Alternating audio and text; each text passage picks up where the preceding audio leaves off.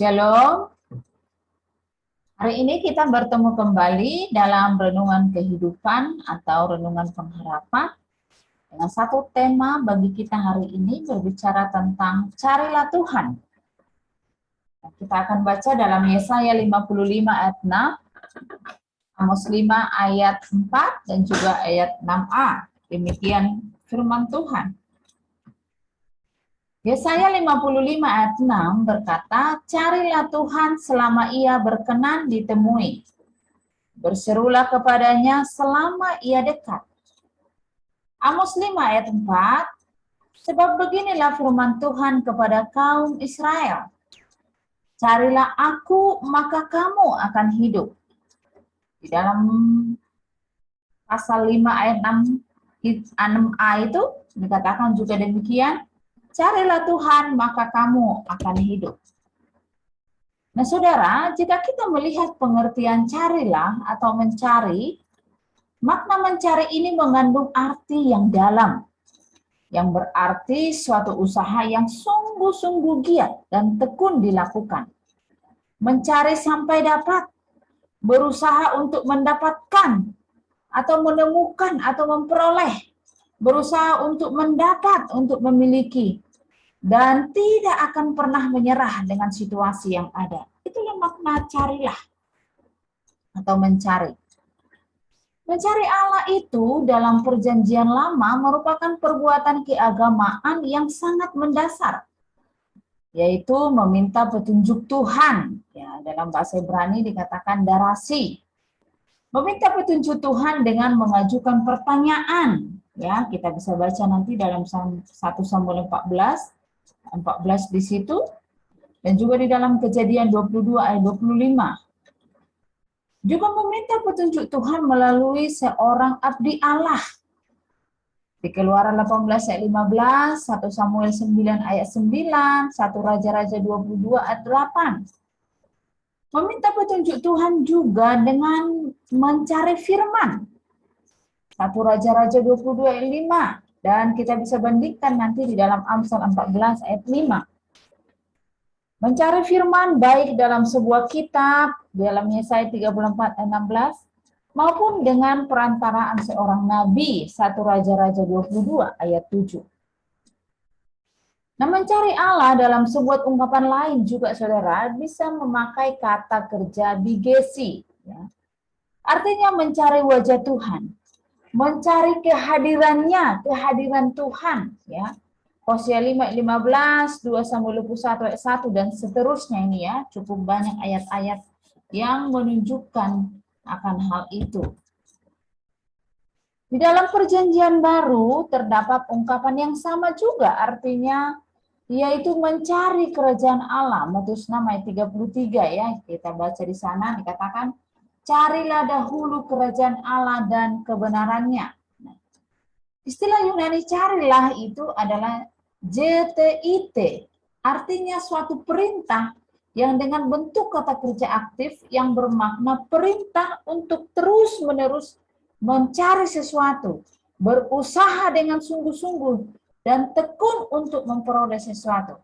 Artinya, kita orang-orang percaya harus memusatkan perhatian kita secara terus-menerus pada nilai-nilai rohani dan bersandar penuh kepada Allah. Yang menjadi pertanyaan, saudara, mengapa kita harus mencari Tuhan? Apa alasan kita harus mencari Tuhan? Yang pertama, karena ketika kita mencari Tuhan, maka kita akan menemukan Tuhan. Itu jelas. Di dalam Yeremia 29 ayat 13 sampai 14a di situ dikatakan, apabila kamu mencari aku, kamu akan menemukan aku. Apabila kamu menanyakan aku dengan segenap hati, aku akan memberi kamu menemukan aku. Demikianlah firman Tuhan. Jadi alasan kita yang pertama untuk mencari Tuhan, saudara, adalah karena ketika kita cari Tuhan, maka kita akan menemukan Tuhan di sana. Nah, yang kedua, alasan yang kedua, mengapa kita harus mencari Tuhan? Supaya kita hidup. Di dalam mencari Tuhan ada kehidupan. Amos 5 ayat 4 sampai 6. Dikatakan firman Tuhan, sebab beginilah firman Tuhan kepada kaum Israel. Carilah aku, maka kamu akan hidup. Janganlah kamu mencari Betel. Janganlah pergi ke Gilgal, dan janganlah menyeberang ke Berseba. Sebab Gilgal pasti masuk ke dalam pembuangan, dan Betel akan lenyap. Carilah Tuhan, maka kamu akan hidup, supaya jangan ia memasuki keturunan Yusuf bagaikan api, yang memakannya habis dengan tidak ada yang memadamkan bagi Betel. Alasan yang ketiga, mengapa kita harus mencari Tuhan? Karena Dia adalah sumber pertolongan yang sejati. Itu jelas tadi ya di dalam Amos 5:5 tadi yang kita sudah baca. Dikatakan di situ, janganlah kamu mencari Betel, janganlah kamu pergi ke Gilgal, janganlah menyeberang ke Berseba, sebab Gilgal pasti masuk ke dalam pembuangan dan Betel akan lenyap. Dalam teks ini, saudara, Nabi Amos menyerukan tadi ada 3 hal. Jangan mencari Betel, jangan pergi ke Gilgal, dan jangan menyeberang ke Berseba. Ya. Mengapa kita atau saat itu Nabi Amos menyerukan jangan mencari Betel? Betel itu artinya rumah Tuhan. Betel itu adalah sebuah tempat yang memiliki peristiwa-peristiwa penting bagi Israel, tetapi pada akhirnya Raja Yerobeam membuatnya menjadi tempat penyembahan berhala yang mengakibatkan bangsa Israel berdosa. Nanti kita baca di dalam 1 Raja-Raja 12 ayat 25 sampai 33. Dikatakan yang kedua, jangan pergi ke Gilgal. Mengapa? Gilgal itu artinya bergelombang atau berombak atau menggelinding. Ya, Gilgal adalah tempat perkemahan pertama bangsa Israel ketika masuk ke tanah perjanjian yang dipimpin Yosua. Gilgal ini juga adalah tempat di mana Abraham pertama kali mendirikan mezbah. Tempat Samuel mempersembahkan korban di hadapan tabut Allah. Ketika tabut tidak berada di Silo. Dan Gilgal di sini, dan Gilgal, ya, disinilah umat Israel menyatakan kesetiaan kepada Raja Saul yang diizinkan Tuhan karena mereka yang memintanya. Bahkan di dalam Yosua 4 ayat 20 sampai 24 di situ Yosua menegakkan ke-12 batu yang diambil dari dasar Sungai Yordan yang secara ajaib menjadi kering pada saat penyeberangan. Itu di Gilgal. Ke-12 batu itu menjadi peringatan penyertaan Allah pada ke-12 suku Israel. Tetapi pada perkembangannya, lingkaran batu yang didirikan Yosua di Gilgal itu menjadi tempat penyembahan berhala, saudara. Yang dikecam keras di dalam kitab para nabi, Hosea dan Amos. Nanti kita baca dalam Hosea 4 ayat 15, Hosea 9:15, dan seterusnya ya, Amos 4 ayat 4, Amos 5 ayat 5. Coba dikatakan tadi Nabi Amos menyerukan jangan menyeberang ke Berseba. Berseba dalam bahasa Ibrani itu adalah sumber air berkelimpahan. Berseba ini adalah sebuah kota Kanaan kuno ya dalam Kejadian 21 ayat 33. Sebuah tempat kebaktian di daerah Negeb. Kota kuno itu ada hubungannya dengan Abraham. Kejadian 21 ayat 22 sampai 33. Juga ada hubungannya dengan Ishak. Kejadian 26 ayat 23 sampai 33. Dan juga ada hubungannya dengan Yakub. Kejadian 28 ayat 10.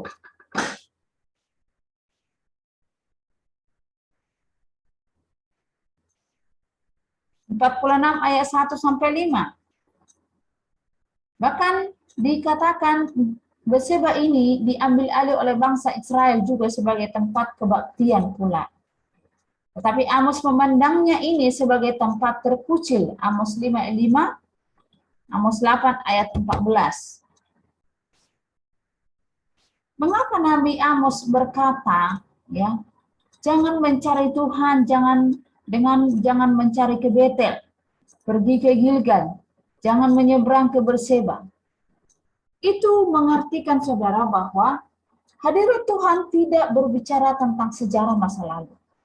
Bukan berbicara tentang tempat sakral masa lalu. Bukan berbicara tentang kemegahan masa lalu dan juga pengalaman masa lalu. Tetapi mencari Tuhan itu berbicara tentang hati yang rindu, hati yang haus dan lapar kepada persekutuan dengan Tuhan. Hati yang terbuka untuk hidup dalam kebenaran Tuhan. Karena kita melihat Gilgal, Betel, dan Berseba itu telah dicemarkan oleh manusia yang berdosa dan akan dihukum, ya, dihancurkan oleh Tuhan. Dengan kata lain, saudara, kita bisa mengatakan bahwa tempat sakral tidak membuat manusia itu bisa memiliki hidup yang benar di hadapan Tuhan. Tetapi pengenalan dan persekutuan dengan Tuhanlah yang bisa membuat manusia itu bisa hidup benar. Ya.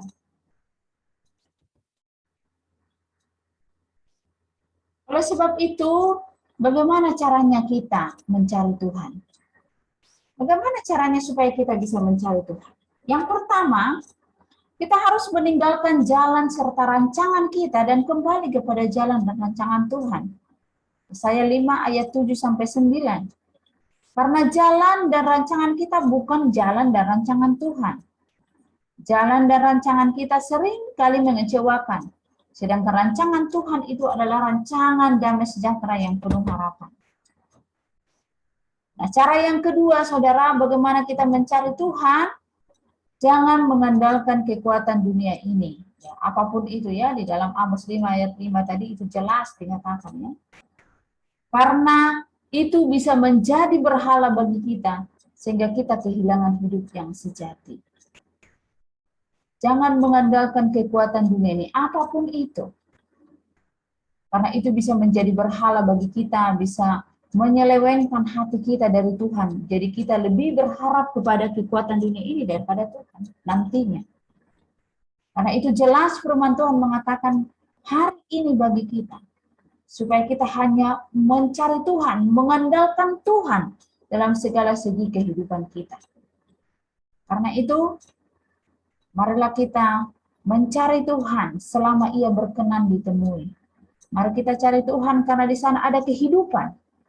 Ada pertolongan yang sejati, dan ada kebenaran yang sesungguhnya, yang akan memerdekakan kita, yang akan membuat kita semakin memiliki persekutuan yang erat dengan Tuhan. Sehingga hidup kita boleh sungguh-sungguh memuliakan nama Tuhan. Demikian renungan kita hari ini, biarlah ini boleh sungguh memberkati kita.